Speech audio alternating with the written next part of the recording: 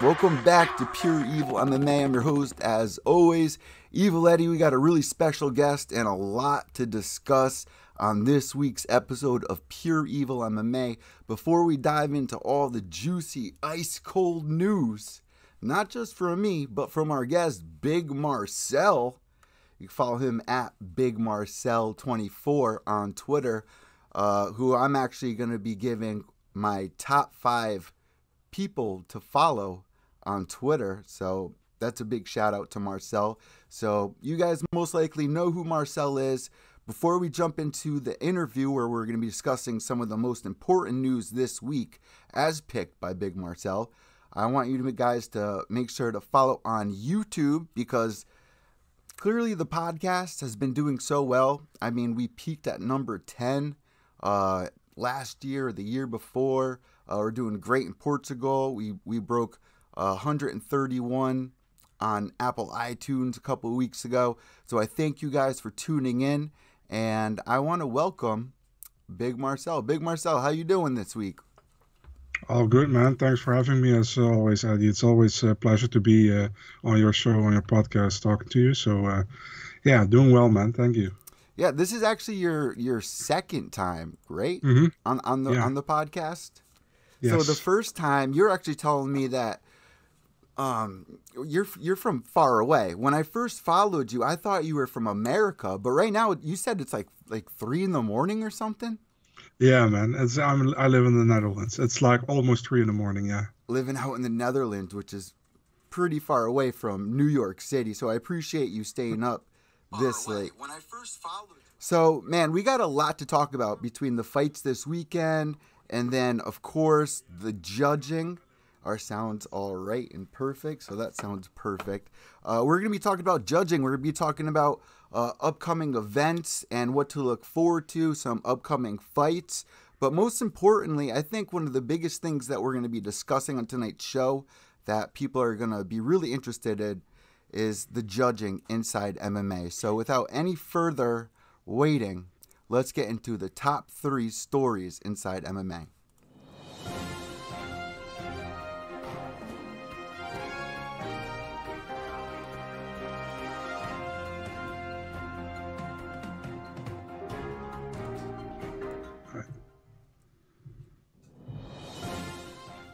All right, so clearly the top 3 headlines. Before we do that, we got to talk about this past weekend's fight, because there was some crazy calls that were made this past weekend. And Marcell, do you want to tell everybody which fight I'm talking about here? Yeah, I think you are talking about the co-main event, right, between Jake Collier and Andrei Arlovski. So how did you score that? Because going into that fight, you know, it's crazy to see Andrei Arlovski, even, you know, Glover Teixeira, Shogun Rua, doing as well as they are right now. And Andrei Arlovski, I'm not saying he fought a bad fight. You know, I thought the first round was pretty close. The second round and third round went to Collier, I would think, you know. I thought Collier did a great job with his grappling. I didn't think he was able to do much damage with his grappling, but he was able to definitely take a lot of the pressure and landed a couple of nice clean shots. But what was interesting is a lot of us will go out there and say, you know, Arlovski hasn't had a chin. We've been saying this for almost a decade now, but Arlovski took some pretty hard shots. So what were your thoughts? Before we talk about the judging scorecards, what were your thoughts on this fight? Yeah, I feel like Arlovski is more like composing himself in the fights, right, than he did before. And it works for him, you know what I mean? So, yeah, if you look at this fight, I feel like Collier was the more pressuring fighter. I think he did more with striking. His ground game was pretty decent as well. So, yeah, I had the feeling like Arlovski was never out of this fight, but I didn't feel like he won. He was winning, you know what I mean? So, I had actually a Collier first and third round, and I think at the second round kind of 50-50, but I still scored it for Collier. Oh, wow. So I had a 30-27, but a possibility for the worst for Collier to be a 29-28, but that was the worst scorecard you could give him, in my opinion. So, But yeah, again, who am I? So we've been seeing a lot of the Twitter universe share what other MMA media members have been saying, like Nolan King, or a couple of our friends. I I, I think they even throw your name in there. I think you should definitely be a staple in that for having your name out. And every single person had Jake winning that entire fight. Now with judging, we see draws. We even back in the day, we didn't see any MMA fighters do refereeing either, except for Big John, who actually was supposed to be in one of the first original UFC events. Instead, he kind of put together the rules and everything. But when it came down to the judging, um, it's like you want to root for Arlovsky, but for Jake, that would have been the biggest win of his career. I was completely mind blown about that. So the first thing we must talk about is judging. How do we fix the judging in MMA? So I wrote down a list of 10 things. And one of the most important things that I point out in this top 10 list is if a fighter is about to get finished, right? Like we saw in the main event, I feel like even if it's, the last couple of seconds of the fight, it should most likely be scored at 10-8 if the fighter's about to be taken out. We even saw it in the Chris Weidman versus Luke Rockhold fight. What are your thoughts about giving out more 10-8 rounds when a fighter is about to be finished? Yeah, it's actually a good example. You say the main event, because the problem with that fight is that actually Rob Font was winning the fight in rounds 2 and round 3 until he got knocked down and almost got finished. So Dennis, for me, is difficult to give a 10-8 round because he was winning like almost like 90% of the round, but he lost the last part of the round. But he lost in such a significant way, the last part, that you got to give the round to Vera. But I can't give that a 10-8. You know what I mean? I got to give that a 10-9. But for example, if Vera was winning that round already, and then he knocked him down and he almost finished him, I can go with a 10-8.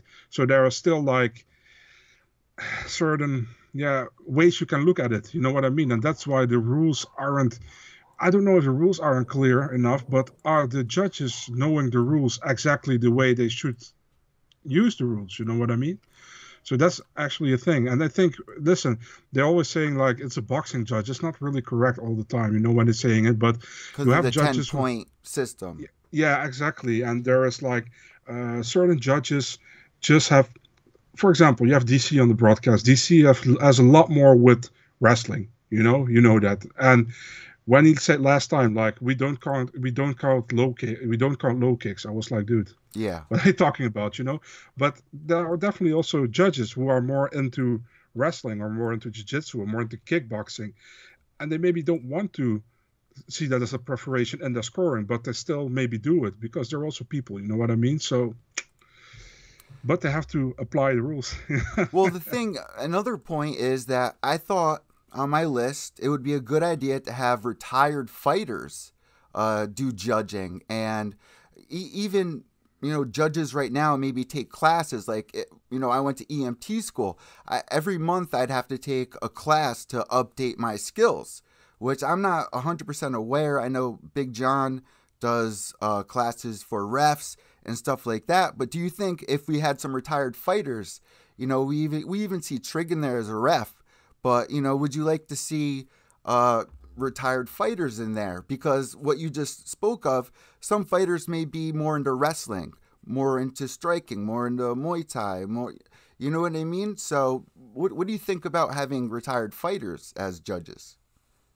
I've thought about it often, but I'm also 50-50 on it. Yes, they probably understand the rules better, I think because they're in the cage themselves as well. But on the other hand, all these fighters have connections, are connected with each other, are training with each other, or they know them from back in the day, or they respect each other and this and that. So if you get a close fight, for example, and I said before, for example, you fight against me, and there is a close fight, and it's almost like the round is like almost a 10-10 round, but you got to give a winner. And that guy knows you from back in the day, and it's like, oh, he's such a cool guy. I work with him, and who should I give it to? I gotta pick a winner. Well, I give it to Eddie. But that can happen. You know what I mean? Because we're all people. So that you gotta also make sure that you don't get any people who are biased in the judging, and it's maybe not even on purpose, but you always gotta feel like you got to make sure, because I remember back in the day, what was that? I think it was the fight between James Cross and Trevin Giles. Do you remember that? And then one judge gave it to Trevin Giles. I don't say it was. Not going to say it's a bad decision, but that was like a controversial decision. And then they look back, and that judge actually trained Trevin Giles a few times. You know what I mean? So you never want to have that happen. I don't say that happened, that it was biased or anything, but you never want that happen. And if you do that with old fighters getting in the judges in place, you got to make sure there has never been a connection, or at least a visible connection, between the fighter and the judge. Because if there is a controversial decision, and there will always be controversial decisions, and he scores the fight for somebody that most of the people think the other guy should get it, and there was an old picture of those two guys together training, yeah, you're screwed. You know what I mean? There's been so many close decisions over the years. John Jones versus Reyes. That was a very close one. T.J. Dillashaw versus Dominic Cruz. Yeah. I thought that was a very close one. And a big thing that we saw this weekend in a couple of fights are takedowns and what an impact it has on a fighter. Because we've seen fighters like Diaz or Pettis work well off of their back. How much of an impact should a takedown really interfere?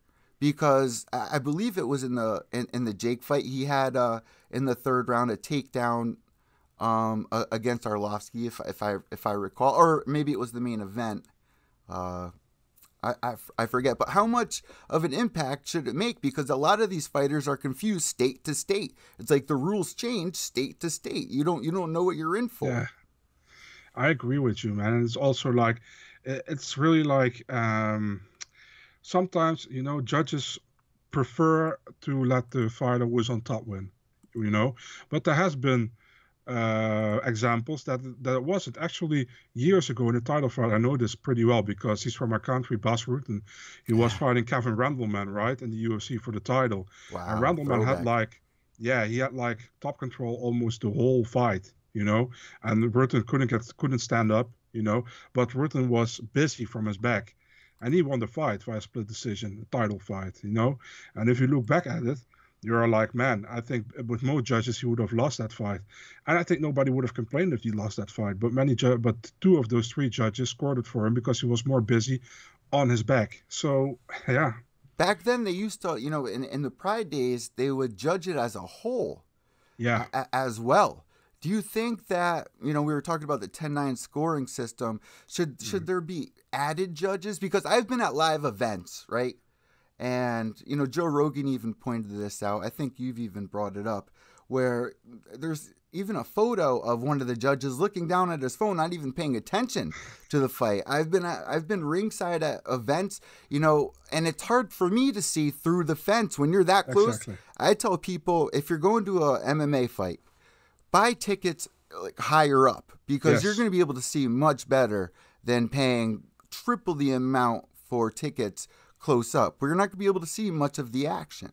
Yeah, if you want to see a cage, you can watch outside of your window and there's a cage or something, And of course, the crowd with, the cheering and all of that has an impact. Should they add more judges, you think?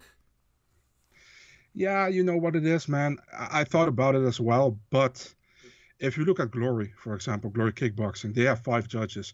And if you see the amount of split decisions there are, it's just crazy. You got like, for example, judges 30-27, 30-27, 30-27, and then one guy has 29-28 for the other guy. And then you have a split decision. Or in a title fight, you have 4 judges have a 50-45, and one idiot judge has a 49-46 for the other guy. So that's a split decision. So that's weird to me as well. So that I don't know if that makes anything better. I think you just have to need qualified people there. And if you have qualified people there, there shouldn't be lots of, listen, there will always be controversy, but there wouldn't be as much controversy than there already is, you know? So, yeah. And you asked another point. I forgot also about judging before that. You said one in combination with this one. I forgot what you said again. Adding more judges because the crowd, like, I think it was Robert TQ Turnquest that said, you're right there, you're ringside, the audience is there. It's hard to see. Maybe there should be judges outside or give them a video in front of them to see a little bit better. What I don't want to talk about, what I want to reply to, you said the judges are watching through the cage and can't see everything all the time. That's why I don't understand. I see that as well at the UFC events. I see judges like this. Yeah. Yeah. I'm like, why don't they give them a screen where they can watch it? If it's on the other side of the cage and they can see it and they can see certain strikes or certain moves or certain grappling techniques, they should be able to see it on screen. You know what I mean? So I think that's a big thing. And I always said, and it's kind of extreme, but I always said, I would love to see 3 judges apart from each other in a room outside the event center in a bunker. No commentary from whoever else. Also no crowd sounds, but only impact in the cage. That's what I want to see. Because if you go to Australia, an Australian guy fights English guy just an example. The sound when an Australian guy punches will be much louder than the English guy punching, and you get soaked in that as a judge, I think, if you are around the cage there. So that's what I always said, man. It should be in a bunker with no sound of the actual crowd, and that's difficult. I think it's difficult to do, but hey, man, if you want to have the sport be more honest and be more clear, I think it should be a good thing to try at least, I think this really came out when, and it's happened multiple times before this, but GSP versus Johnny Hendricks was a prime example of this, and what I don't like is how many fouls you can have. Like a lot of John Jones fights, you see a lot of eye pokes in the past, right? And you get a warning. You can get 2 eye pokes, or you get 2 warnings without a point taken. I feel like they should implement more points taken away, because there's a lot of that. There's a lot of eye pokes, a lot of groin shots we even saw this weekend. Yeah, I agree with you, man. I think the first fall is always a free one, Never get a point taken away for your first fall. And I agree. Also, you asked me before about scoring the fight in total. I don't know about that, because for the simple reason is, like, for example, one still does that, one championship, right? And with one, I have sometimes the idea, and a good example is the guy who fought in Titan, who recently won his fight and won. Really short guy. He's a Cuban, I think. I can't. I know exactly who you're talking. Yeah. He's got blonde hair. Yeah, really exactly. Short guy, and he's really been fighting for Titan for a while, like when Jose Shorty Torres and Bilal Muhammad were over there. Yeah, I know what you're talking about. Yes, Gustavo Ballard, I think is his name. Yeah, so. He had his fights and won, and he won pretty much, in my opinion, 2 decisions, but he lost like the last 30 seconds, and he gave it to the other guy twice. Wow. So I'm not really cool with that, because I think if you have bad judging and you win amount of a fight, the judges can sway because of the last minute or something, and if there's nothing significant happen in that minute, in my opinion, you shouldn't be able to win a 50-minute fight because it's scored in its hole. You know what I mean? So yeah, we saw that in the main event as well, like and in the co-main event especially. What about 10-10 rounds? Like we've never seen a 10-10 round. There's a lot of rounds that come pretty close, and then a fight can go to a draw. And on the Ultimate Fighter, they go to sudden death. What are your thoughts on that? Yeah, that is a possibility, right? But you have to sign that in a contract that if it's a draw, you have to go to sudden death, sudden victory round or whatever. But yeah, the 10-10 round with this right now, I wouldn't, for the simple reason because I think I want to always see a winner.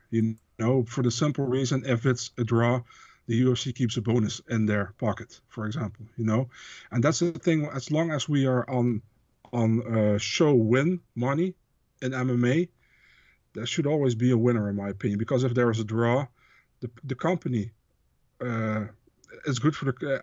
Nothing against the company, but it makes the company better. You know what I mean? For money value reasons. Because if you have, do an example.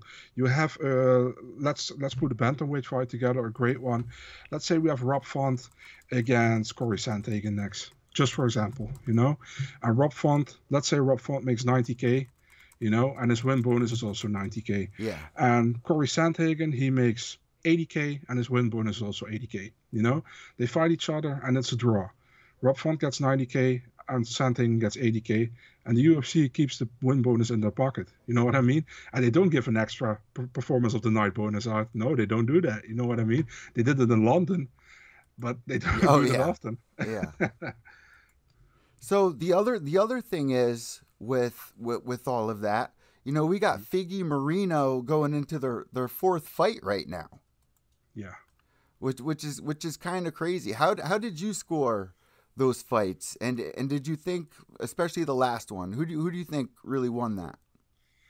Yeah, I thought Moreno did enough to win the fight. I think I had a 3-2 for him, but like I said also to my my other podcast host Adam, 3-2 other way also no problem with. It was a close fight. For me, it was a toss-up, to be honest, man. I think Figgy had probably the harder shots sometimes, but I think Moreno did enough with volume as well to win certain rounds. So I had a 3-2, but I don't mind.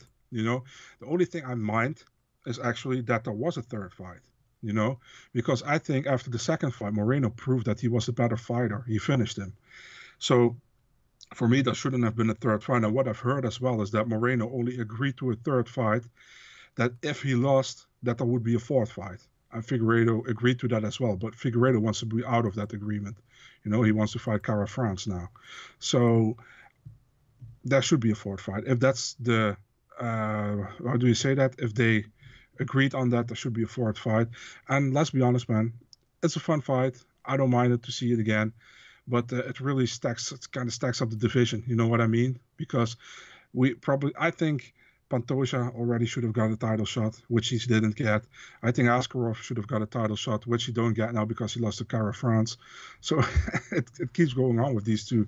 So let's hope when this fight happens, we finally can move on. I feel like we saw a lot of that back in the day where a lot of divisions were held up, even with, Conor McGregor or, especially in the heavyweight divisions. We got a question for you in the chat. This is from 8 Loco. With Romanov ranked 13, thoughts on the Marcin Tybura matchup? Any idea which illness forced Tybura to pull out weeks ago? I have no idea what was up with Tybura back then, so no idea. I like the fight. Why not? Romanov asked for Sakai, but he surpassed Sakai now. Sakai is 14, I think. He is 13 now. So, yeah, makes sense. Tybura doesn't have a fight as far as I know. So, and many guys at the heavyweight division are booked.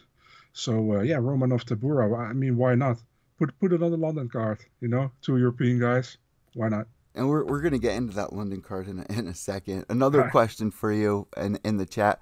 Jamal Hill is on fire, but still find crazy that they keep giving Santos main events. And Jamal Hill's he's got an upcoming fight, I believe, that we're going to be discussing in a second. July 9th. Yeah, there was a leak, right, today. Let's talk about this leak, because you know a lot more about it. I watched the video for it, and even Dana was like, no one knows about this. Let's talk about this leak that you're talking about here.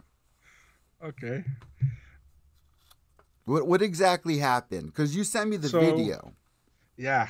So there was like a podcast for the guy that our RC guy who also does the podcast with DC, right? And he wanted an interview with a few other guys with Dana White. Sorry, guys, I don't know all the other sports, so I have no idea. He had the interview, and they did the interview very smart in the matchmaking room. So the camera was filming the wall where the matches or the fights were displayed at. The thing is always that the fights are displayed on the wall don't mean they're actually are already set, but they wanted to make them happen. So it's in the works normally, or they are trying to get those fights happen.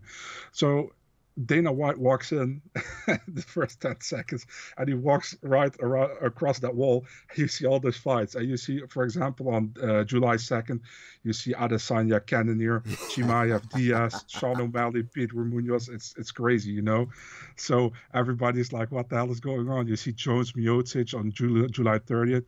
You see Jamal Hill against Santos as a main event for July 9th. So it's crazy, It's crazy this happens. And I was going through that, and apparently they have a lot of conference calls together, which I wasn't really aware of. Like a lot of these companies, they have these conference calls. You would think Dana White would be way more aware. So, you know what I mean? Like, what was he thinking? Yeah, it's actually pretty funny.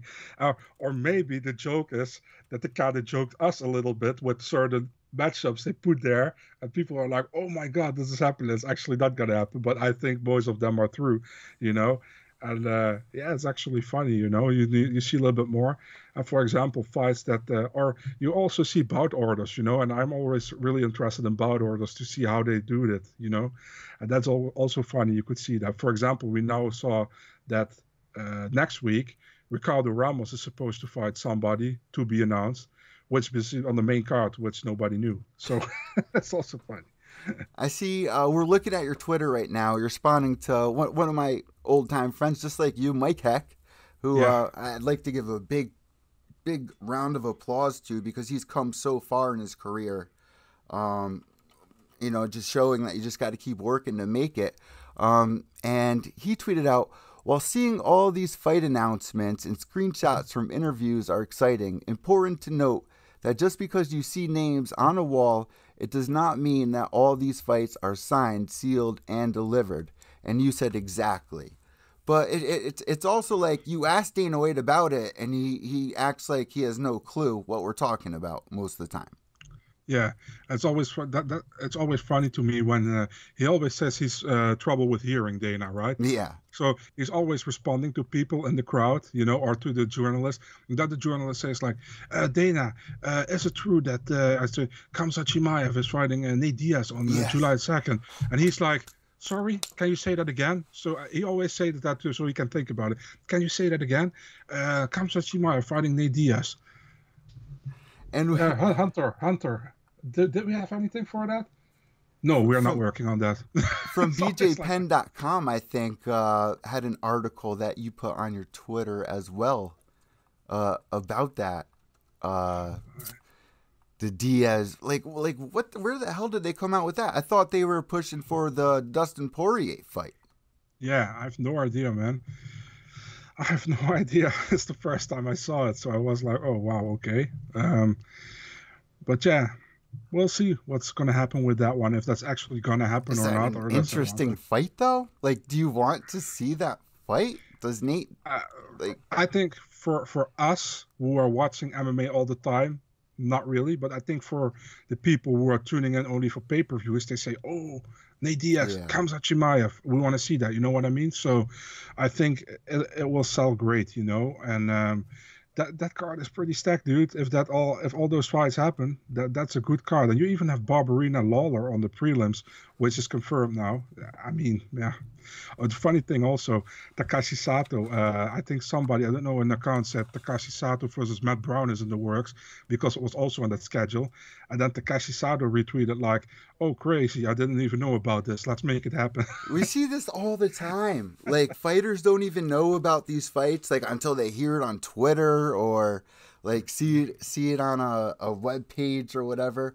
Like, this is not like professional. Right, we're in the ESPN era. I agree. And then these fighters are coming out going, I had no idea about that. It's like you don't see that. So, we got a couple of really interesting upcoming fights. You just brought up Lawler versus Bam Bam, right? Yeah. It's so weird to me to see where Lawler is right now, and he's almost like an Arlovsky. in a way. It's a good comparison, actually. Yeah. How do you see him doing against Bam Bam? Because back in the day, this is like, if we go back 6 years, it's like, oh, Lawler, definitely going to win that. What's your prediction on that? Because I would lean towards Lawler. Yeah, I don't know, man, because, but Bam Bam cannot take a lot of damage. Lawler can give a lot of damage to you, but Bam Bam can take it, and he also can give it to you. So I think that's kind of as stacked as the card is, that's a fight that can be fight of the night again. And we know Lawler always comes to throw down. Bam Bam always comes to throw down. So I think this will be a great matchup, man. I think it's perfect matchmaking by the UFC. Lawler isn't really that top of the level guy anymore, but he still is a very dangerous guy. He still has the how do you say that? Has the eager to win those fights. And Bam Bam never in a boring fight. So this fight actually should be great. So on Ariel Helwani's show, we saw an interview with Tai Tuivasa saying that he really wanted to fight Stipe, which I thought was a great fight. But now we have Tai Tuivasa going up against Gain. Yeah. What's your prediction with that? How do you see that going? Is that a good fight for Tai Tuivasa? I mean, because that knockout that he had with Derek Lewis, the win that he had over Derek Lewis, I feel kind of shocked Tai Tuivasa himself when that happened. And it's like, now you're up here, you're ready to fight champions. I thought the Stipe match was perfect, but they match him up against Gain, which I think is a better fight because it makes you question a little more. What are your thoughts? The thing is with Stipe, I think Stipe overall a better fighter, but Tai, if he landed, he can knock him out. You know what I mean?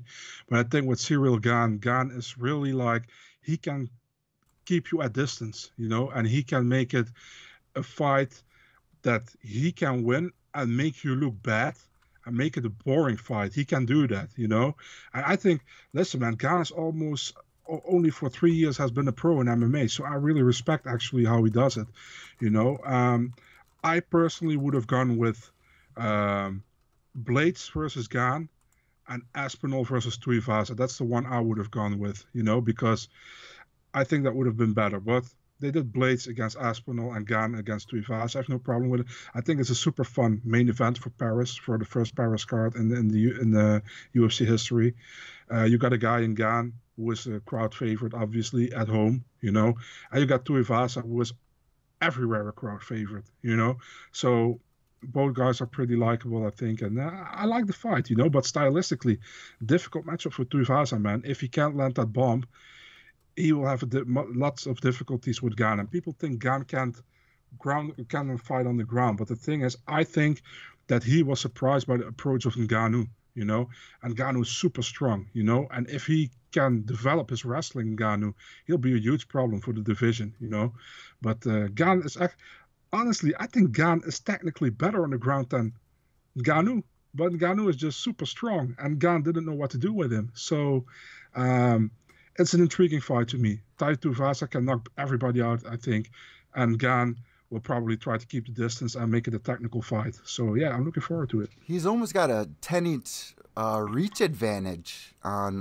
Tuivasa as well, which is pretty crazy, especially from a guy coming out from France, because back in the day, I'm pretty sure we never saw many men come out of France, and I still believe it's illegal to fight MMA in France. Not anymore. Not anymore. So since a year and a half, Bellator has also been in. They actually have an event in France on Friday. So yeah. I just got stumped on. You were just talking about Blades versus Tom. You thought this should have been mixed around, correct? Mm-hmm. Is that what you were just saying? I would prefer it, but I don't mind. I think it's both are good matchups, but I think Blades is a super difficult fight, for Tom Aspinall, and so is Aspinall maybe for Blades. But you know what Blades gonna do? He's gonna try to wrestle him, and if Blades can implement his will, dude, in front of the London crowd, that's gonna be nasty, dude. But if Aspinall can do again what he did to Volkov, which was really impressive to me, it uh, it will be good. And it looks like that the English fighters this time getting more difficult matchups, in front of their home crowd. So yeah, I like to see it. A lot of people I feel are underrating Curtis Blades Hmm. for this matchup, and he's always been underrated. He's only lost a couple of fights. His last loss being to Derek Lewis via KO. Before that, I think 2 losses to Francis Ngannou, Yeah, and then we got Aspinall, a win over Jake Collier, a win over Allen, a win over Andrei Arlovsky, a win over Spivkov, and a win over Alexander Volkov. Now you got Curtis Blades in here. How do you think this fight is actually going to go? Aspinall's 29, Blades 31, and my old co-host James McSweeney was always saying, Curtis Blades is going to be champion one day. And if he beats Tom Aspinall, that's going to be a huge statement, and I could actually see that happening. You think Aspinall is good off of his back? Were you just saying that? it's very simple, man. If Aspinall beats Blades, I believe he can be a champion. But Blades can be a champion as well. I think people are underestimating him for his losses, but his losses are 2 against Francis Ngannou and 1 against Derek Lewis. Those are not bad losses to have. And the only problem for Blades right now is that Ngannou is champion and he's not going to likely get his third shot at him. So he has to hope that Francis losing his next fight. And if he wins against Aspinall, he might be next in line if he wins in a pretty dominant fashion or a good fashion. But we'll see. I think Aspinall, for me, Aspinall, I picked him in the Volkov fight before the Volkov fight, but I didn't expect him to do what he did because it was impressive, how he finished Volkov. I didn't expect him to do it like that with Volkov. So, yeah, we'll see, man. If he gets impressively again in his fight against Blades, he can come really far, I think. And I got to be honest, I didn't expect that from him when he came over from Cage Warriors to the UFC. I thought he would be a solid heavyweight, but not like a top heavyweight, like within 1.5, 2 years. You know what I mean? I So, agree.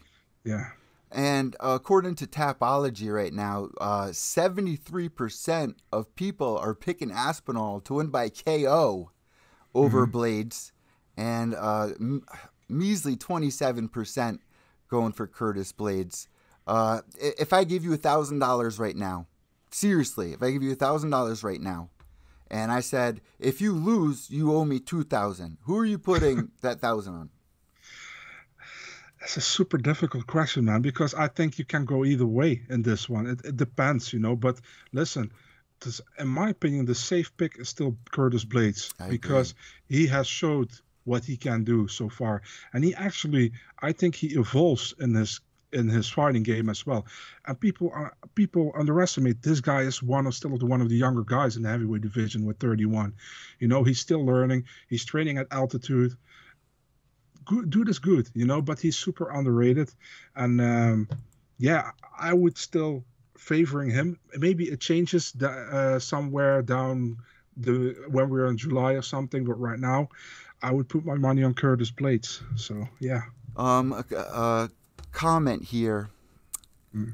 on the live stream from 8 Loco. It's funny that when Okamoto posted about the O'Malley Munoz matchup, what his typical per sources, someone commented, sources the leaked image. Any idea who RDA's secret opponent is, as well as the next question? Is really the No, question. yeah, no, I don't know, man. And that per sources, I really feel like that's really an American thing, dude. Because I see all those guys always say per sources. If I have a fight to break, I just say breaking and I give my fight. You know what I mean? So per sources. Listen, man, nothing against Okamoto, but if Okamoto has it per sources, it's either the UFC or it's Ali Abdelaziz who we got it from. So it doesn't really, and I think, for example, I don't think his source this time is like the video. For sure he asked the UFC if it's true. You know what I mean? Yeah. Because then he could easily pick Chimaev Diaz or Israel Adesanya Cannonier. So yeah, got to be a little bit careful with with what you put on as breaking news, because I see many people putting now like breaking news, Chimaev Diaz breaking. You all got that from that board. Breaking news: Ronda yeah. Rousey versus Chris Cyborg back in the day. Ronda Rousey versus what was her name from back in the day? Cyborg beat. Why am I drawing such a blank? She turned into an actor. Gina Carano. Oh, Gina Carano. Gina Carano versus Ronda Rousey. Like, yeah, okay, sure. But yeah, for example, the Johnny Munoz against Tony Gravely fight was also on that board, which wasn't announced yet, but I actually confirmed it with the sides that the fight is done, so I posted it. But if I saw it on that board and I didn't confirm that, I wouldn't have posted it. You know what I mean? That's why I specifically said in the tweet where I put all the fights, doesn't have to be true, but it's on the board, it's in this video, so decide for yourself what you want to do with it. You know what I mean? Now I'm going to jump back to your Twitter page because I know you as the guy who announces a lot of fights. How many times do you check sources before you post? I pretty much want a source for every side. You know what I mean? If you have a fight, you gotta have a source from side A and from side B, but the source has to be either the fighter itself, the manager. I'm not really glad on teammates, because everything can change. So either the fighter themselves or the teammate. Or if Brett Okamoto says it, like the Pedro Munoz will fight Sean O'Malley, which you tweeted about an hour ago. Yeah. And confirmed Tony Gravely will fight Johnny Munoz Jr. So with that being said, let's jump into our upcoming fights as I mute our mics and show the video for this. And if you guys are listening to audio podcast, make sure to go to youtube.com/pureevilmma so you can see all this. Here we go for upcoming events.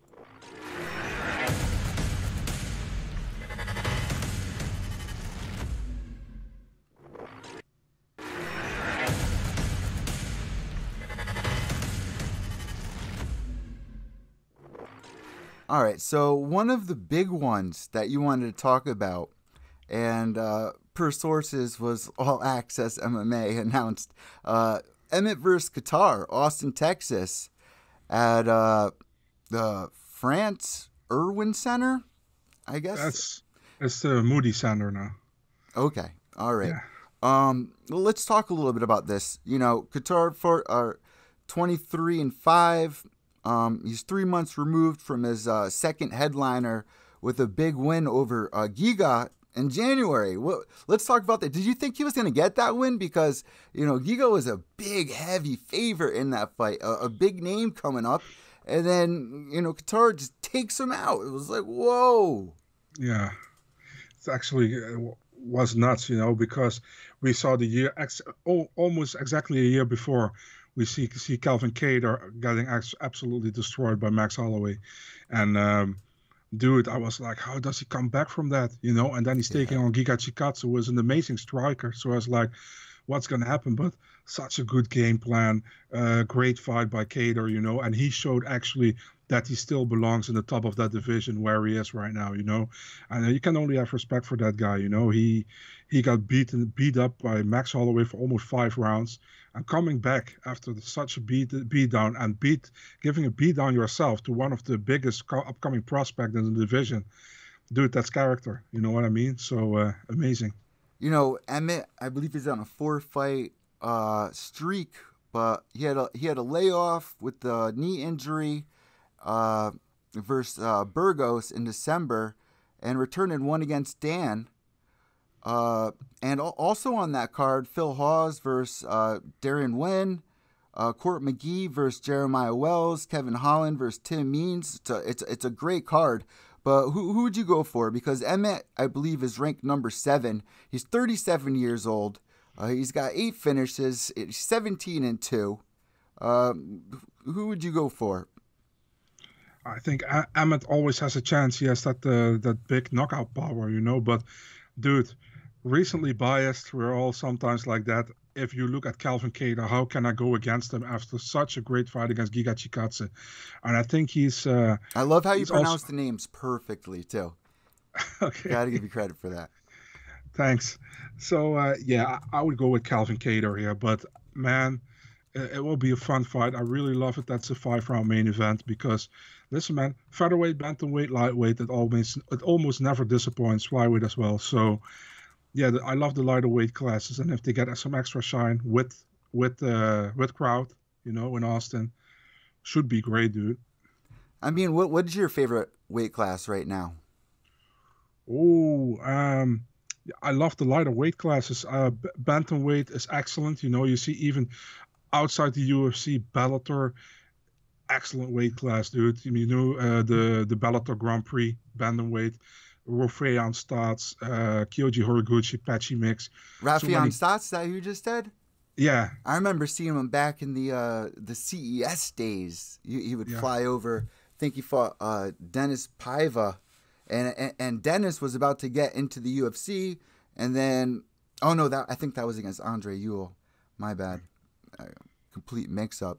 No problem. Right there. But I remember seeing him fighting back in the day, man, and he was such a star. Didn't he fight in the UFC for a short minute? No, the thing is, he has one loss on his record, and he fought Merab Dvalishvili, and I think in the Ring of Combat for Dana White looking for a fight. And he got knocked out within 15 seconds with a spinning back fist or elbow. And that's his only loss. And Merab got signed, and he didn't get signed. So, yeah. Imagine that. Like, your moment to shine, Dana White's right there. Like, that's got to be heartbreaking. But right now on Tapology, Qatar versus Emirates, 83% going for Calvin. Yeah. Right here. Would you agree with that? And a lot of them are going to decision, which I would agree with there. Me too. I also have Calvin by decision at this moment. So, yeah, I understand it. The thing is, it looks kind of nasty when you have 83% against 17, right? It looks like disrespect to Emmett. But I think it's just really confidence in Calvin Kattar, how we fought last time, that people think like he can do that probably against Emmett as well. But we'll see. I think it will be a great fight, man. So let's get into our upcoming pay-per-view card. And let me see if I can find that here. We got Justin Gaethje going up against Oliveira. And a lot of people are saying that Tony Ferguson and Charles have traded places or traded bodies or something like that, it seems, which I could totally get down with. What are your thoughts on that? Because, once again, I saw Justin come up from World Series of Fighting, transitioning to PFL. I was cage-side for a bunch of his fights. I was backstage with Justin, and nobody even knew who he was at the time. And, I got to do a great interview. He's such a down-to-earth guy. Even coming to the UFC, it's like he's still that same genuine type of guy. And that first fight, it's my favorite debut ever against Michael Johnson.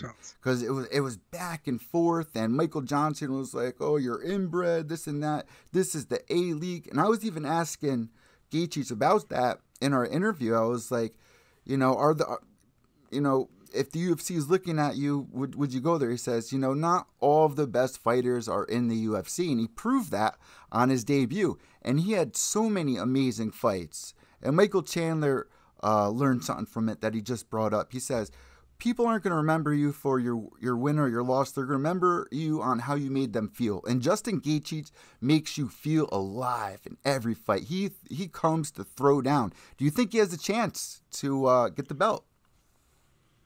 Yeah, actually, I pick him to win, and I'll tell you why. The thing is, Charles Oliveira, you saw in his last two title fights that he winning the title against Chandler and then winning against Poirier. The first round, he got tagged in both of those fights, and he was almost out against Chandler. And also Poirier was close, but not close enough, and he won. He overcame adversity. And that's something he couldn't do like maybe 10 years ago when he started in the UFC. I remember him crumbling after getting hit, but he came back.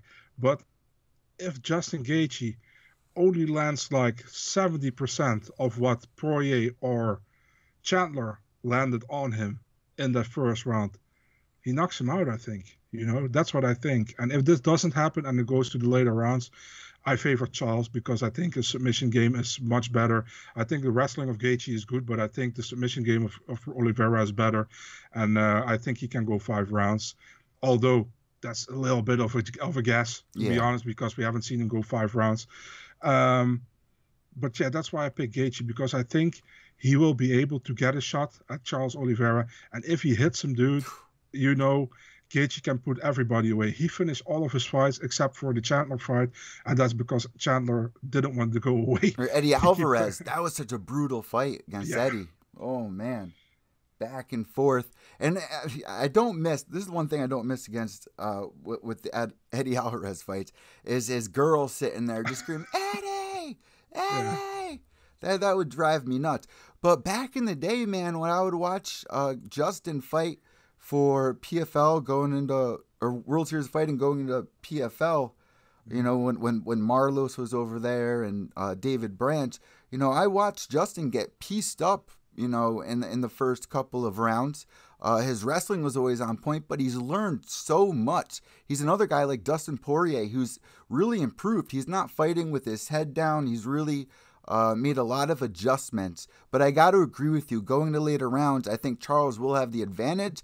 I just don't think that people are getting, you know, Justin as much credit as he deserves for his wrestling, because, you know, he's been doing it since he was, I think, 4 years old, he said. I think that has to do with, listen, man, we got to also see that many of the people haven't watched Justin Gaethje until he was in the top of the UFC, you know. You did, I did, but many people didn't, you know. So people know him for coming forward and throwing down, you know. For the wrestling part, you saw against Khabib, he couldn't go against Khabib. But who could go against Khabib? Almost nobody. But many people will, if you ask about Gaethje's wrestling, people will look what he did against Khabib. It wasn't great. But almost nobody looked great against Khabib. So I don't want to you can't take that as a measurement point, in my opinion. You know who did look great against Khabib? Who was what was it? Daryl Horcher? Remember when Khabib had his return after 2 years and he fought Daryl Horcher, right? I think. Yes. Instead of Ferguson, right? It was, Tony Ferguson almost lost his fight against Daryl Horcher. Against Fanada. Lando, that's it. That was it. And he dropped Tony a couple times. Twice, yeah. I remember that. And we were like, where's this guy came from? You're like, oh, he's with Cub Swanson. You're like, oh my God. But then, the Daryl Horcher fight with Khabib, which was good, and he was like a nobody at the time, which was absolutely crazy. The Fanada fight was actually, I remember when I posted that fight announcement, that's years ago, and people were like, poor dude, he's going to get destroyed by Tony. What is the UFC even doing? And then I think in the first round, he knocked him down twice. I was like, oh my God, he lost, but he looked great. Probably one of the best losing debuts in the UFC, right? Yeah, I got to agree. And that was such a crazy time. We still haven't seen Tony versus Khabib. It's never going to happen, you think? Never? No, definitely not. I think because I think Chandler is going to win on Saturday. And it just doesn't. And Khabib is retired, so I'd be very surprised if that ever happens. And it's sad, you know.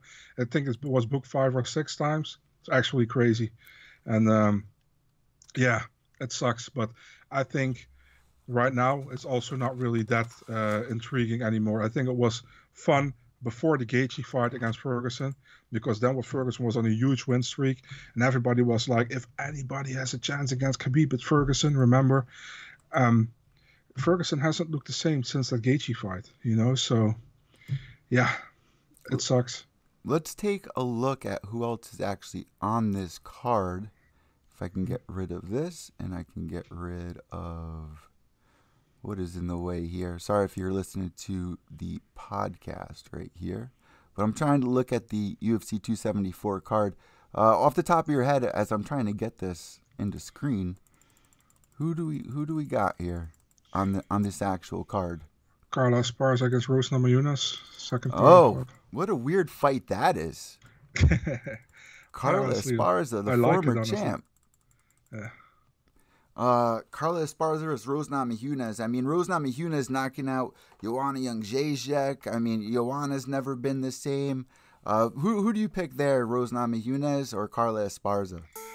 You gotta call me crazy, man, but I feel like Rose is the better overall fighter, but I feel that Carla is stylistically a horrible matchup for her because of the heavy wrestling, and I see Carla edging out the decision somehow, man. Really? Yeah. What are your reasons for that? The wrestling, man. I think the wrestling will have a big part in this one. I think Carla's also improving in her game, but she isn't. In my opinion, if you ask me who's the better fighter of the two, I would say Rose Namajunas, you know. But Carla has a specialty, and that's her wrestling, and she's super dominant with it. Our only time she wasn't dominant with it, I think, was against Tatiana Suarez, and it absolutely sucks. We haven't seen her for such a long time, because I think she has so much potential to being a champion as well. But yeah, that's the thing. If she doesn't get her wrestling going, Rose will win the fight. But I think she will get her wrestling going. So yeah. You know what's funny? As you were talking, I used hashtag UFC274 on Twitter. The only person that posted up the actual card was Big Marcell 24. We got here. So we talked about the main event, co-main event, Tony Ferguson, Michael Chandler. Did you make your pick for that? Because I want Chandler to win. But yeah, I don't know what kind of Tony Ferguson is going to show up here. That's the problem, you know. It's like the Space Jam effect. Like he touched the basketball and his powers got sucked into Charles Oliveira. It's like, yeah. You know? I understand what you mean, man. And I mean, like I said earlier in the podcast, Tony hasn't looked the same anymore since he fought Justin Gaethje. He got dominated by Oliveira, somehow didn't tap on that armbar, and he got also dominated against Dariush. So I can pick Ferguson here, man. I think Chandler, and I don't know which Chandler we're going to get. Do we get the Chandler who was going to stand and bang with Ferguson and going to try to knock him out? Or do we get the smart Chandler, the smart approach, going for takedowns and going back to his basics? I don't know. But either way, I'm picking Chandler here. Yeah, I'm going to go with Chandler. Also, Shogun making his return against OSP, who I actually used to... I really enjoyed watching OSP. You know, coming out of college, I think he played college football or something, and just came into the UFC as like a full athlete, which we've seen, you know, plenty of times. But usually, as these guys rise, they don't do as well. I remember him fighting John Jones when John Jones returned, and he didn't look that good. But he's fighting Shogun here. Shogun also turning, you know, on a third win, like a third wind of his career. As we get to this part, you know, the guy's like, what, 40 years old? Who are you picking here for this, and how do you think it's going to go? Yeah, so I said earlier to someone else, like, as long as nobody's put in a skateboard in the cage. You saw the clip as well, probably, right? Yeah, I feel like OSP has to win this one, man, to be really honest. You know, I think Shogun, he's a legend. He's amazing, you know, but I really feel like his time has come. You know, he's on the decline. Also, we got to be honest, OSP hasn't looked great lately, you know, but this is a fight he should be able to win, I think. I pick OSP. I feel like this will go to a decision this time, not to a finish, but I pick OSP here. I 100% agree with you. And guys, let us know what you think on Twitter at evil_echo and also at Big Marcell 24. And then we got Joe Lauzon against Cowboy Cerrone, which I think is a great fight. These two have been in it for so long.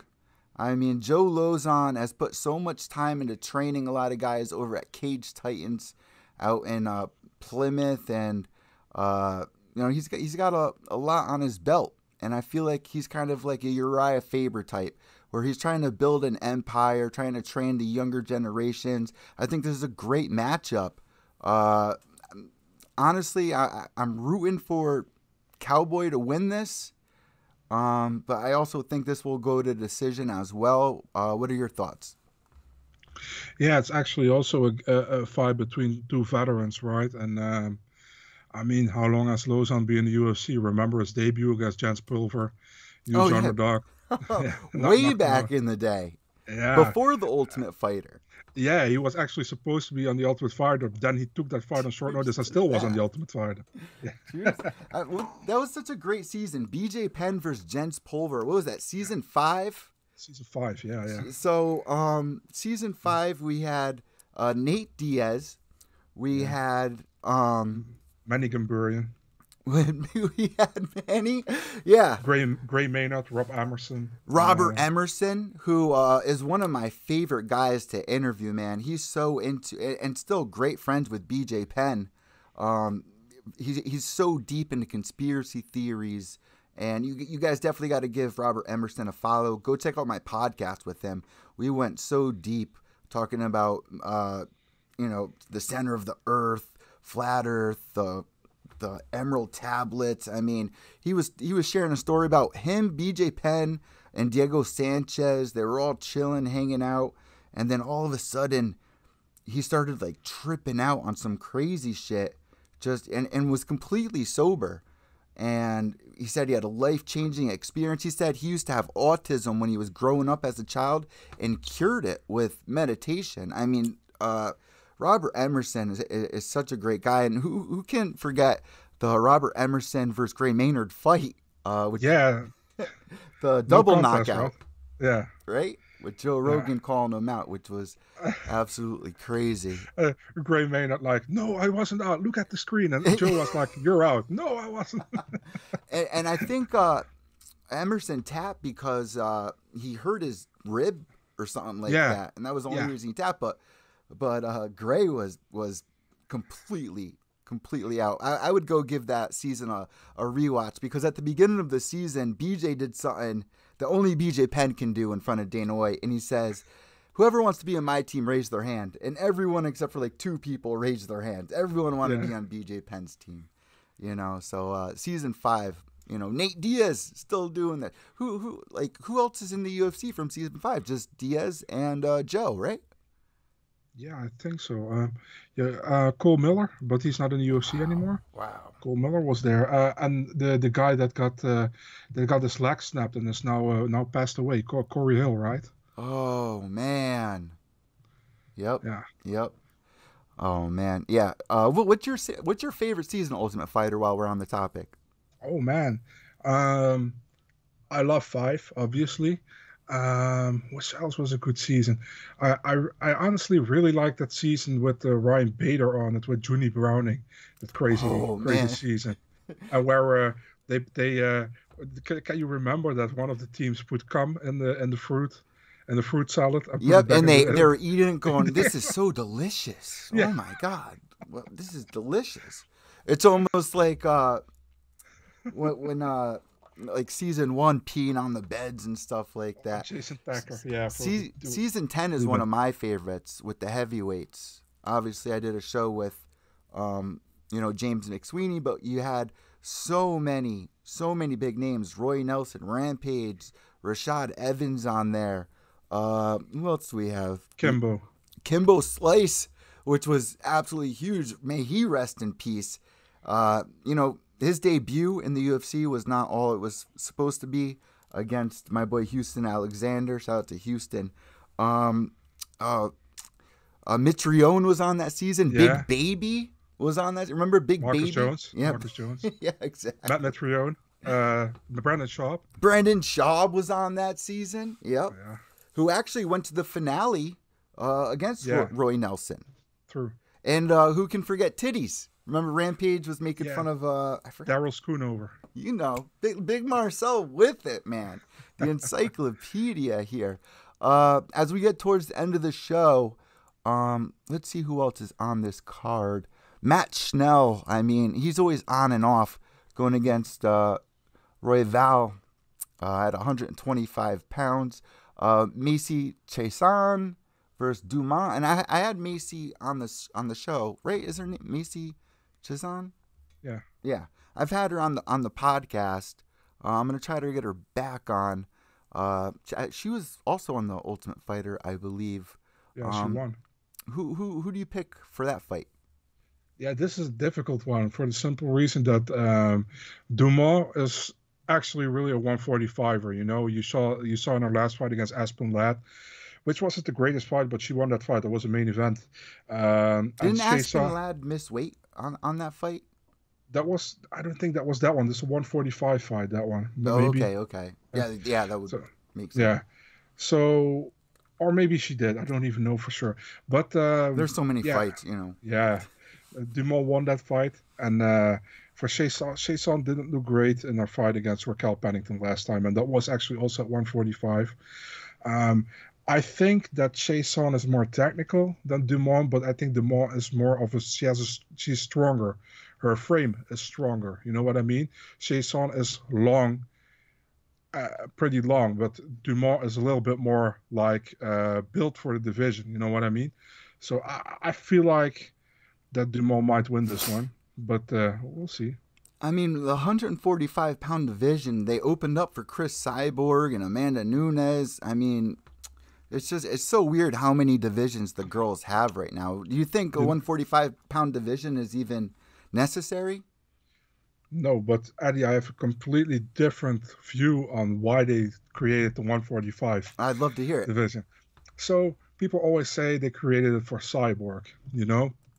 I have a different opinion about it because when they announced 145 is also the moment when Ronda Rousey came back to fight at 135, remember, against Amanda Nunes. Okay. So what they wanted, I think, is that Rousey won against Amanda Nunes, got the 135 championship, and then book for the 145 title, her against Cyborg or against Holly Holm, you know? And then giving her, if she won, she was a double champion. That's what the UFC wanted. That's what I think, you know?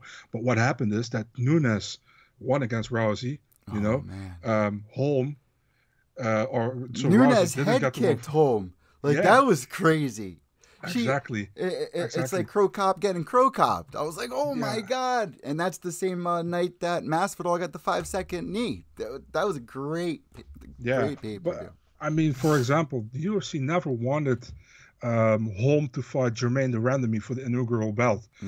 I think they always wanted Cyborg Rousey. But when Rousey was out of the way and Cyborg had problems with USADA or whatever, it went Holly Holm and they needed an opponent and they asked Jermaine if she wanted to fight Holm, and Jermaine said to them, like, I want to fight Holm, but I want to go back to 135 after that, you know? But they expected Holm to win that fight. Of course. But she didn't, but she didn't. So that's another crazy fight too, which can go back to judging or point taken, you know, the late shots and I think I hear many people say Holm should have won the fight. In my opinion, I had 3. I'm not biased here because I'm Dutch as well, but I'm not biased. I had 3-2 for the Randomie. But she should have got taken points away, in my opinion, you know. But that's on the referee. He should have taken points. He didn't twice, you know. So, I think people don't give Jermaine enough credit. I interviewed her before that fight, you know, and I've interviewed Jarena Bars. You know Jarena Bars coming from where you're from, who I think is one of the most amazing female Muay Thai fighters. She didn't have much luck in MMA. Kind of like Antonina, Valentina kind of situation, but Valentina even winning off of her back against the now champion, I believe, back in the day. But when it came to the JDR fight versus Holly Holm, I was talking to her, and I felt so bad with these late shots because she's so in the moment. She wanted that belt so bad.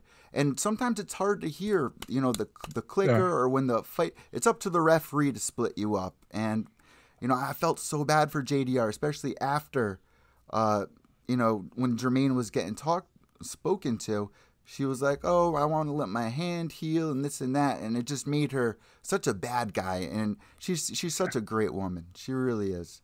So she actually explained on the Dutch TV broadcast. They asked her as well about the fight. So she was saying, like, I had an agreement with the UFC that if I fought for the 145 belt and I won that, I was supposed to fight for the 135 belt against Nunes. That was the agreement, she said. But when I won the 145 belt, they wanted me to fight Cyborg. And I said, no, listen, I got the agreement that I fight at 135 against Nunes. No, we want you to fight Cyborg. And she wasn't cool with that. So, and then she had that hand kind of thing. And then people say she was ducking her. To be really honest, man, I think Jermaine Randomie would have had a great great fight with Cyborg if they ever She took fought. the You know? opportunity. You Yeah, know, she took the opportunity, was able to hold the title. No one will ever be able to take that from her. You know what I yeah. mean? If that did happen and Ronda Rousey beat Amanda and went to go fight Cyborg, how do you really think that fight would have went down? I think Cyborg would have won that fight. I totally agree with you because it's weird because it's almost like the Johnny Hendricks effect. It's like she started falling in love with her striking after she Yeah. knocked out Kohea, right? Hmm. And then she took that fight against Holly Holm way too soon after that huge victory over Correa. Yeah, I'm not gonna lie, man. I didn't expect Holly Holm to do that to Rousey. I didn't expect it. So I think that was one of the most upsetting things I've ever seen. Last but not least, outside of this card, you posted up upcoming fights. What are your top 3 upcoming fights that you're really looking forward to here? Oh, it's a difficult question, man. Um, Listen, I'm always looking forward to guys which I thought made a great impact or did very well. For example, I'm a big fan of the Contender Series, so I always look like guys who, for example, man, Caio Borralho. I really like that dude. He fought against Omar Gatsiev, I think 2 weeks ago. He got that technical decision, and now he's fighting Armin Petrosian, and that's an amazing fight. That's really a great fight in the middleweight division. That's definitely one I have a circle around in my agenda. It's a beautiful fight. There's so many more. I mean, let's talk about Weili Zhang against Joanna, the second fight. Ooh. I mean, it's only 3 rounds, but there will be fireworks. We all know that, you know. So that's an amazing fight as well. And I I also got to say, man, Sean Strickland, Alex Pereira, which is now on the July 2nd card, another great one. I'm really looking forward how Pereira holds himself against the top of the division, and Sean Strickland, who we know he will come forward and he will try to win this fight. And I wonder if Sean Strickland is going to strike with Pereira or he's going to play it smart and going to take him down. So yeah. What about Ponzinibbio against Michael Pahea? Because Yeah. Ponzinibbio was a couple years ago was the freaking man, Hmm. right? True, yeah, it's an amazing fight as well. You know, it's actually Argentina against Brazil, which is always good. And Michel Pereira, crazy guy, very fun fighter to watch. And then Ponzinibbio, he was out for a long time. You know, came back. He didn't look good against Li Jingliang, but after that he came back well. A very fun fight against Miguel Baeza. Just a very fun fighter overall, and I think this can be a fight of the night for sure. It's an amazing matchup. So for UFC 275 in Singapore, June 11th, Teixeira is returning, and you could probably pronounce his opponent's name way better, Jiri Prochazka. Yeah, Jiri Prochazka. Yeah. Who do you think's going to win that fight? Oh man, I hate to go against Glover, but dude, Jiri Prochazka, I can't go against him. You know, the age difference is big. You know, I think Prochazka is in his prime right now, and he hits hard, dude. You saw what he did to Özdemir. You saw what he did to Dominic Reyes. It's an amazing fight. I'm looking forward to it, man. I think Teixeira always has a strong game, but Prochazka can knock him out. You know. All right, I got 3 more for you. Ready? Okay. Lauren yeah, Murphy versus Misha Tate. Yeah, I think the general consensus will be that Misha Tate is going to win, but I feel Lauren Murphy doing much better right now, and I feel like Lauren Murphy can win this fight, dude. That's what I think. I would go with a decision win for Lauren Murphy at this moment. I would too, because you don't know how Misha's, Lauren's. It's a tough one for me. Hmm. I love Misha Tate. I love Lauren Murphy. I've interviewed Lauren in the past. She's such a smart, passionate girl. Has overcome a lot. Had a great story. Became a fighter because she went to bring her kids into martial arts and fell in love with it. Also on that card, Jessica Evil Eye versus Macy Barber, which you gotta love. But Jessica is also hot and cold, hot and cold. And then Macy, this is a great fight for her if she gets a win over Jessica Evil Eye. That's moving up the ladder, right? Uh, Who are you going for? Because I'd probably pick Jessica Evil Eye to win this, but what are your thoughts? yeah, I go the opposite, man. I think stylistically, I think this is a good fight for Macy Barber, Ooh. and I feel like Jessica I has trouble to get a certain streak going, And for Macy Barber, she's still young. I'm still not convinced that she will be, like she said, the next big champion or whatever. But she's young and she's still improving. And you saw against Montana De La Rosa last time, she pushed the pace. She's nasty if she can push the pace, and if she can bully, her opponent. She's dangerous, So I would pick Barber here, but yeah, maybe I'm wrong. I'd love Barber to win because I love her character for sure. She actually has a sister as well. They've been doing this since they were young. She's got the energy and the eye of the tiger, so I wouldn't be surprised if Macy does win that. All right, my last one for you, Derek Lewis, UFC 277, July 30th, going against Pavlovic. Who are you going with? Yeah, I feel like Derek Lewis can be in trouble in this fight, man. Really? I think Pavlovich, besides his debut against Alistair Overeem, has looked good so far in the UFC. He can distance management. He's sharp, and Lewis has to put him out early, I think, if he wants to win this fight. But this is a 3-rounder, so who knows? The one thing I don't like about Derek Lewis is that he gives up too early. We kind of saw it in the Travis Brown fight. We saw it in the Gone. Yeah, I mean he gives up too early, and he's almost at the point in his career where it's like, is he gonna improve? Is he gonna decline? And you think he's gonna decline from this point here? I think he still has. The thing is, Derek Lewis will always have a puncher's chance against anybody, even if he's on the decline. You know what I mean? But yeah, I feel like if Pavlovich is a good prospect, man. I think he's underrated. The thing with Pavlovich is that he hasn't fought enough as of lately for people to really consider him a top contender soon. He hasn't got the Gane, the Aspinall kind of matchups to back it. He has like 4 matchups in like 4 years or 5 years, so that's not a lot.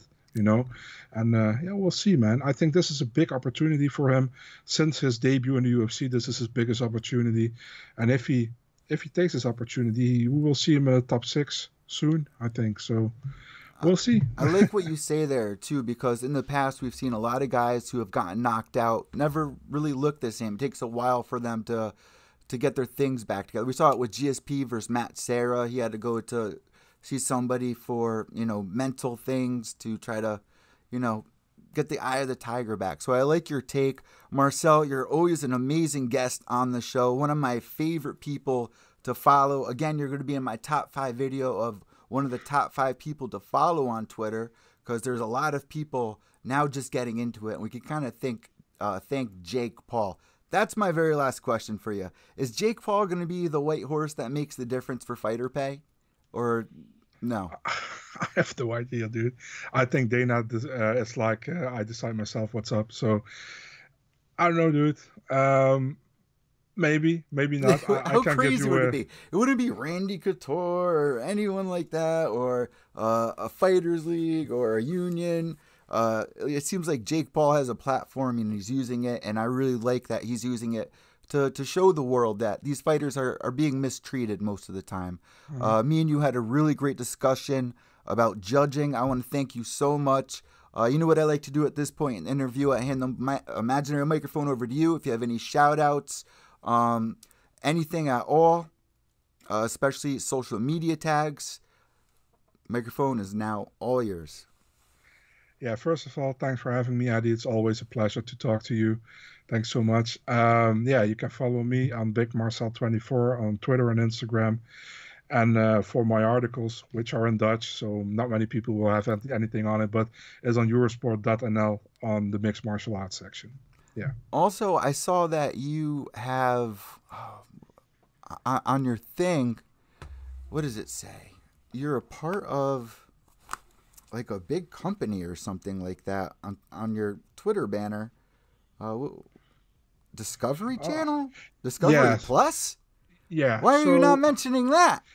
because Eurosport is actually falling under Discovery Plus in the Netherlands. So Okay. it's like the Eurosport has the broadcast rights for the UFC in the Netherlands. So I'm working with them as well with actually with the broadcast team. So yeah, we have the broadcast rights for the UFC. So you got to see it like this. Discovery Plus is the big part, and part of that is Eurosport in it. And Eurosport has like all different kind of sports. We had the Olympics as well, for Wow. example, like big tennis games, like the Grand Slams. And now we have the UFC since I'm with them since January, and they have the UFC since January, and that's for the upcoming 5 years. So Oh it's man, amazing. I love seeing people like you, James Lynch, Nolan King, Mike Heck, just keep rising, man. And I thank you so much. It's such an honor to have you back on the show. As always, Marcell, I'll be talking to you soon. And thank you for coming on Pure Evil MMA. Before you go, can you just say your name and you're listening to Pure Evil MMA? Okay, guys, I'm Marcel Dorf, and you're listening to Pure Evil MMA. Marcell, I'll talk to you in a little bit. God bless. For sure, you too, man. Thank you so much. All right, guys, there you go. Big Marcell joining us once again on the podcast. I want to thank everybody that tuned in to tonight's show because we're jumping back into things, guys. We're doing things the right way once again with weekly shows. And I even did a fight companion recently, which actually got a pretty good amount of views. I pulled a couple of clips out, like my reaction to the Arlovsky fight.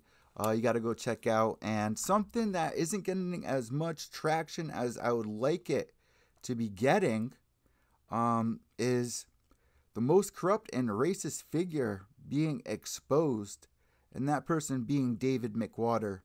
Yeah, it's something that I wouldn't recommend watching before you go to bed because you'll have nightmares.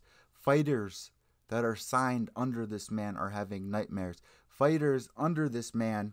Let me just play a short clip for you guys, and how disgusting this is. How long do you think it would take for a fight check to clear? We'll check this out. I want to say something about that check about him for yen. How long did it take for that check to clear? What do you think? 1 week, 2 weeks, 3 weeks, 4 weeks, a month, 2 months, 3 months? Well, I'm going to have Oath to tell you how long it took for one of the most amazing up-and-comers to get paid. Oh my God, 8 months. The check, 6 months. The check took 6 months. 6 months. Imagine waiting 6 months for your check to clear. I mean, that's definitely an interview I'd really like you guys to go check out on my YouTube channel. That's youtube.com/pureevilmma. And I was joined by Charles Conwell, who's actually 2016 pro boxing Olympian. You can give him a follow at Charles Conwell, 16-0 up-and-comer who had a really hard time and really exposed David McWater. And I was even given tweets from Otha calling him the N-word and a child molester. Here, I'll show you right here on camera. Wait, I had to make sure the number was blacked out. But if you guys can see this on my new iPhone, calling him the N-word, like that's so messed up. This should not be happening. Calling people pieces of shit. And this happened at the Jake Paul fight. Jake Paul tried to intervene. It was an absolute mess. Boxing is the most corrupt sport. MMA judging needs to be changed. Let us know what you think about judging and how we can change it. I think me and Marcell brought up a couple of really great points. So let me know on Twitter at evil_echo. That's EVIL_ECCO. And remember, without evil, there's no purity. White knuckles till the end. Behave yourselves.